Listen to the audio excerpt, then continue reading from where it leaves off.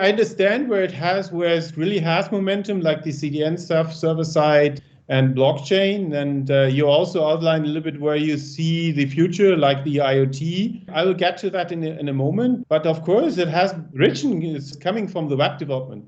And I still see a lot of people thinking, so there was recently from Scott Logic, a blog about the state of the art of WebAssembly. Many developers believe into WebAssembly into the web, and I'm not sure there. So Noam, what do you think? Why? So has it picked up?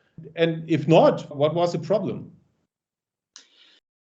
I think ever since you invited me to this panel, I thought deeper about this question. I think the problem stems from the misunderstanding of the word native. Yeah. So WebAssembly could create a code that is native to the CPU and maybe to the memory, but WebAssembly is a disparate runtime from the platform of the web. Like from the bigger picture, it doesn't have access to the network, doesn't have access to disks, doesn't have access to your native images. At a lower level, it doesn't have access to your strings. Like to pass a string from the DOM into WebAssembly, you have to encode or decode them to UTF-8. So really the WebAssembly runtime is kind of a sandbox, unnative, if you will, environment inside the web. It's a foreign environment inside the web, which needs usually a very rich glue layer between that and the actual DOM and network and all the things that are the web platform in order to work.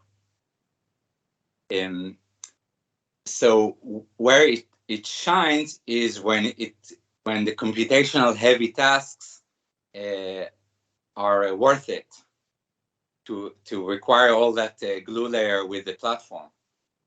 Now, many times when you need heavy computational tasks, it's not that the web didn't have solutions for that. It did. It's called server side. So the web always had that in the server, and that's why also WebAssembly and was great on the server. That's, by the way, is the exact same reason, I think, why Java applets was a big thing, and then Java became a server thing and an Android thing. And in Android, Java is part of the platform, is not a sandbox runtime somewhere that needs a whole bunch of hooks. On the server, it's usually like WebAssembly needs WASI. It needs something to connect it with the platform. So when you say why WebAssembly didn't catch up on the web, it's not that it didn't catch up in client side. That's because it's stuck in the middle in the use cases between things that JavaScript handles much better because it's closer to the platform of the web. Think about simple things that we don't think about much, like streaming while loading the JavaScript and the CSS and the resources. That the web is so good at that, like prioritizing what you load first and showing just what you see on the screen and then showing things later. WebAssembly is totally unprepared for that.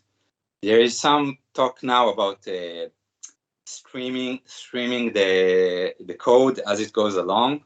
It's beginning to materialize now, but it's way behind where the native web platform is in that regard.